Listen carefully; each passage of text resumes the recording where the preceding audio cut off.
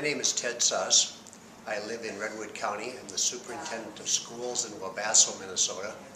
I was born and raised in Minnesota, born in Austin, Minnesota. My folks had a small farm. We moved a little bit north up near Faribault, graduated high school in New Prague. I've been a superintendent of schools now in Wabasso for 9 years. 3 years before that, I was the superintendent in Hendricks and Ivanhoe in Lincoln County, right on the South Dakota border. I've been in the Minnesota legislature. I was elected in 1974, served 2 terms in the Minnesota legislature. After that, for 5 years, I was executive director of the Minnesota State Board of Education, and I worked for 5 years as the assistant superintendent of the Minnesota State Academies for the Deaf and Blind. In the 1990s, I was on the school board in Jordan, Minnesota, served a 3-year term there. So I've got a lot of public policy, governmental experience, administrative experience.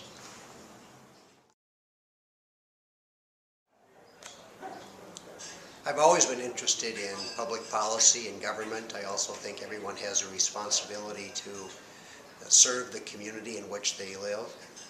I see serving in the legislature as a way of serving the community. My main interest in running for the legislature is somewhat rooted in my history of having been in the legislature in the 1970s. Quite frankly, I think the legislature is broken.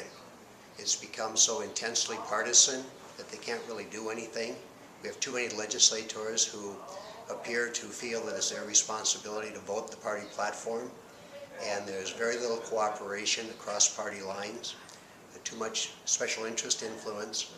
I've got an interest in a lot of policy issues, but my main reason for running in the legislature is I feel that I can provide some leadership to fix the legislature so that we can then turn to issues of fairness in taxation, adequate school funding, making post-secondary education affordable again in Minnesota, fixing our roads and bridges so people can transport products to market and they can commute to and from their jobs. There's a whole lot of issues, but the main issue is we've got a broken legislature, evidence of the state shutdown last summer. That needs to be fixed, and I feel I can provide some of the leadership to fix that.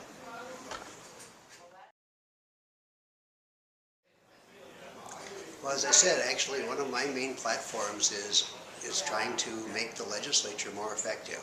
But as far as policy issues, we need tax reform in Minnesota that's based on fairness for middle-income families.